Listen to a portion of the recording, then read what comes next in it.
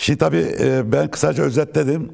Belki birkaç teknik soruyla başlayalım. Yani kamuoyu bunu merak ediyordur. Uluslararası Barış ve Demokrasi Toplum Konferansı'na kimler katılacak, kimler davetli, kaç ülkeden insan gelecek? Bu gelen insanların pozisyonu nedir kısaca? Ya şöyle, öncelikle şeyi söyleyeyim, konferans hazırlıklarından kaynaklı dışarıda olduğum için biraz gürültülü bir ortamdayım. Kusura bakmayın, çevreden dış sesler olabilir. Hala yani son 2 gün olduğu için teknik hazırlıkları yetiştirmeye çalışıyoruz artık.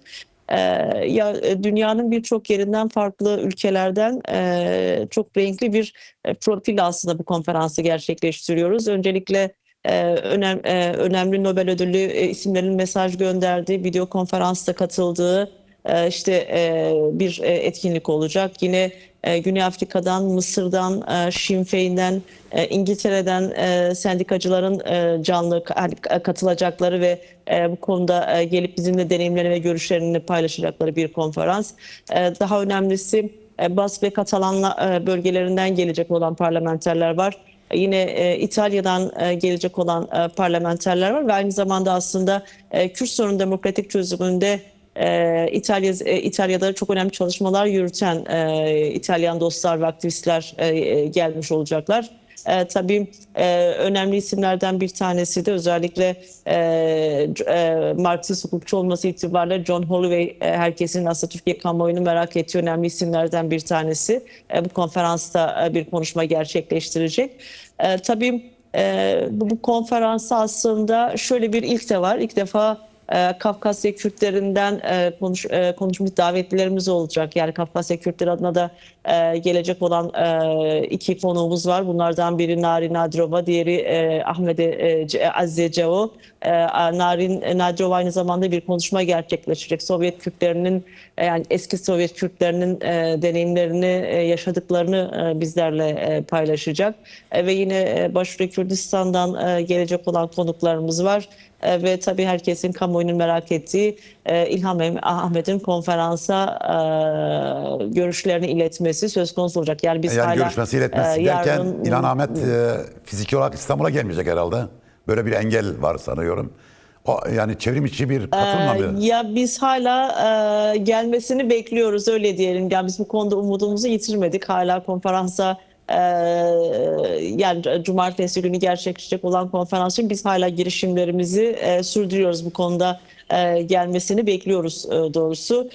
Ama gelemezse de görüşlerin Türkiye kamuoyuyla ve konferans zeminindeki zemine ulaştırılması için elimizden gelen teknik imkanı sağlayacağımızı bilmenizi isteriz. Peki Doğu Kürt'ten kimse katılımcı var mı? Ve aynı zamanda diaspora Kürtlerinden katılan kimse var mı? Diaspora biraz hani bu şeydir. Roşlat sanırım biraz o İran'ın kendi şeyinden kaynaklı eksik kalan yanımız oldu.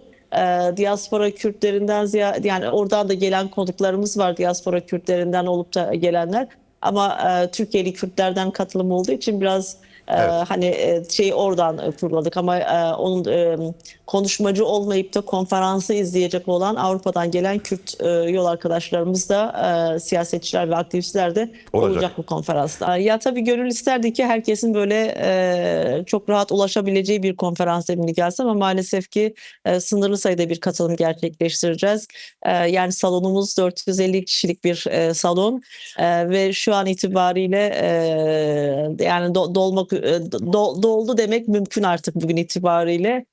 Ama tabii ki teknik desteği, hani konuşmacılarımızın, bizi gelen misafirlerimizi elbette ki geri çevirmeyeceğiz. Dinlemek isteyenleri elbette ki salona alacağız ve bu konferansı dinlemelerini sağlayacağız.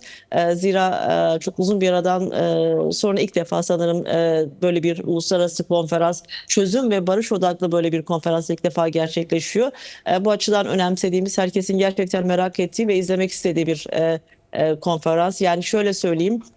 Diyarbakır'dan, Van'dan, işte Kürdistan'ın başka illerinden sırf bu konferansı izlemek için gelecek olanlar var. Bu konferansa Evet. katılmak için gelecek olanlar var. Yine İstanbul'da katılacak olanlar var. Daha önemlisi, Türkiye'de aslında farklı siyasi partilerin, işte bizim ittifak güçlerimizin, bileşen yapılarımızın, Türkiye'deki gazeteci aydınların gelip takip ettiği ve takip edeceği, dinlemek istediği, bu konuda katılımını bildirdiği bir konferans zemini olacak. Dolayısıyla iki günlük böyle bizi yoğun bir tartışma zemini bekliyor. Peki bu konferans yani 2 gün boyunca dijital medya platformlarından canlı olarak yayınlanacak mı? Yani diyelim ki hani konferansa gelme, yerinde izleme olmayan insanlar başka olanaklı araçlara bu konferanstaki konuşmaları takip edebilecekler mi? Böyle bir teknik hazırlık söz konusu mu? Elbette ki böyle bir teknik hazırlık söz konusu. YouTube ve sosyal medya mecralarımızdan konferansımızı canlı izlemek mümkün olacak. Ve sanıyorum ki televizyonumuz ara ara konferansımızı canlı verecek kendi yayın akışı içerisinde.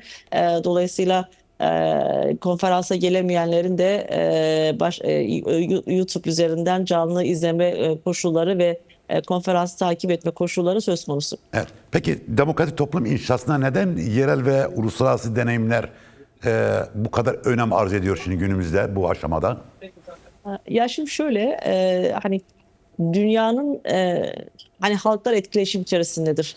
Dolayısıyla bizim bizden önce bir sürü meselede hani bir sürü ulusal kurtuluş mücadelesinde ya da farklı taleplerle yola çıkan direniş ve mücadele geleneklerinde bir haliyle bir şeyle sonuçlandı. Yani hani müzakereyle sonuçlanan, çözüme kavuşan meselelerde ciddi bir deneyim söz konusu. Dolayısıyla biz bu birikimden ve deneyimden yararlanmak istiyoruz. Yani mesela Güney Afrika deneyimi bu açıdan bizim için önemli. Benzerlikleri çok fazla olduğu için ya da İrlanda ve Sinn Féin'in deneyimi, yaşadıkları zorluklar, işte o görüşmeler esnasındaki tecrübeleri hem olumlu hem olumsuz anlamda söylüyorum. Bizler açısından önemli ya da Bask ve işte Katalanların yaşadığı sorunlardaki çözüm modelleri, yerel deneyimleri bizler açısından önemli. Çünkü biz buradan sonuçlar ve dersler çıkartıyoruz. Zira Kürt Özgürlük Hareketi dünyadaki aslında diğer mücadelelerden de feyz alarak yola çıkmış bir mücadele. Dolayısıyla çözüm sürecinde de bu feyzi almaya devam edecektir. Yani o halkların tarihin iç içe geçmesi çözümde de bir birliktelik ve iç içeliği ifade ediyor. Biz bu nedenle hani o yerel ve bölgesel ya da uluslararası deneyimleri önemsiyoruz. Çünkü gerçekten benzerliklerimiz çok çok fazla bu konuda. Ve biz bu yolu yürürken onların deneyimlerinden yola çıkarak onların tabii ki hani hatalarından dersler çıkartmak, başarılarından da sonuçlar çıkartıp yol almak istediğimiz için bu deneyimleri paylaşmaya, tartışmaya ihtiyacımız var. Bir de Kürt sorunu artık uluslararası bir mesele, yani sınırları aşan, dünyanın bildiği, gördüğü, takip ettiği bir mesele. Bir de şöyle düşünmekte fayda var. Sonuçta Sayın Öcalan'ın görüşleri işte bütün dünyada tartışılıyor, bütün dünya biliyor. Dolayısıyla özgürlük kampanyasını yürüten çok güçlü bir uluslararası destek ve internasyonel dayanışma söz konusuydu. Bunların Türkiye'deki barış ve demokratik toplum sürecine sunacakları katkı, sunacakları destek, bu buraya güç ve moral verecektir. Hani her şeyden öte.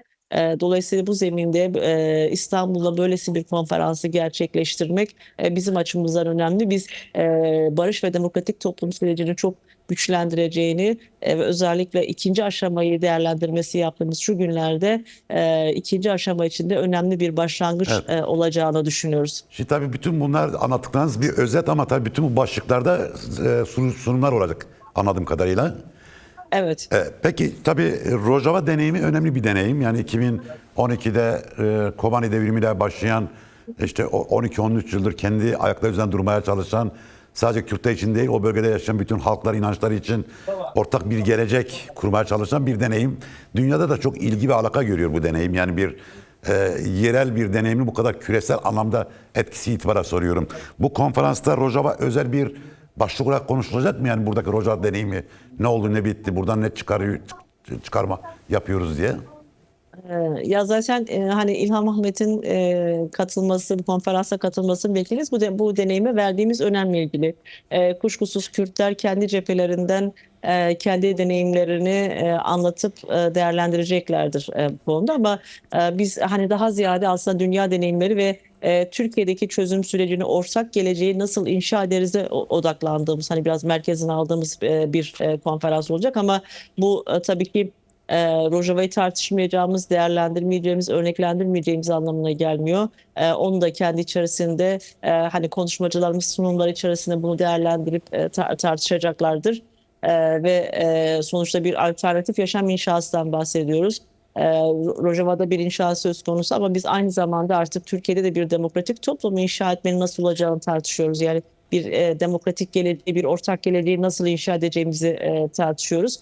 Biraz bunları böyle iç içe geçen, birbirini besleyen bir tartışma yürüteceğiz. Evet, tabii Türkiye'deki bu tartışma yürütürken sonuç olarak HDP'nin ya da DEM öncesi partinin ve daha önce de diğer partilerin bir yerel deneyimi de oldu. Yani her ne kadar kayyumlar atandı, işte kayyumlar sonucunda bu süreç kesinti uğrasa da bir birikim daha oluştu. Bu deneyim nasıl aktarılacak? Yani özellikle Kürdistan'da yerel yönetimlerde elde ettiğiniz deneyimler. Ya elbette ki şöyle, bunların hani her panelde konuşmalar, yani her oturumda, yani konferansta, her oturumda konuşmacılarımız olacak ve bu anlamda özellikle hani Kürt cephesinden de, yani bizler cephesinden de yaşananları özetleyecek arkadaşlarımız olacak. Önemli tartışma konularımızdan bir tanesi özellikle umut hakkının tartışılması olacak ki bu bağlamda İmralı heyet üyesi avukat arkadaşımız Özgür Erol bu başlıkta konuşacak. Yine özellikle dünya deneyimlerini tartışırken cezaevlerindeki yaşanan sorunlar, cezaevlerinin özgürleşmesi, bunların sürece ve toplumsal demokrasiye hani katkısını konuşmak üzerinden yine arkadaşlarımızdan biri bir konuşma yapacak bu bağlamda. Ve daha önemlisi özellikle son olarak Sayın Öcalan'ın görüşleri bağlamında bir hani yeni dönemi inşa etmenin, özellikle hani manifestosu bağlamında son demokratik barış ve demokratik toplum inşası bağlamında yansıyan o manifesto bağlamında bir Kürtler cephesinden de, yani bizim cephemizden de tartışmaların olacağı, sunumların olacağı bir konferans olacak. Belki bu bağlam içerisinde biraz medyanın dilini de sorgulayacağımız, tartışacağımız, yeni barış dilinin nasıl olacağı meselesini konuşacağımız bir kimi sunumlarda olacak bu bağlamda. Evet.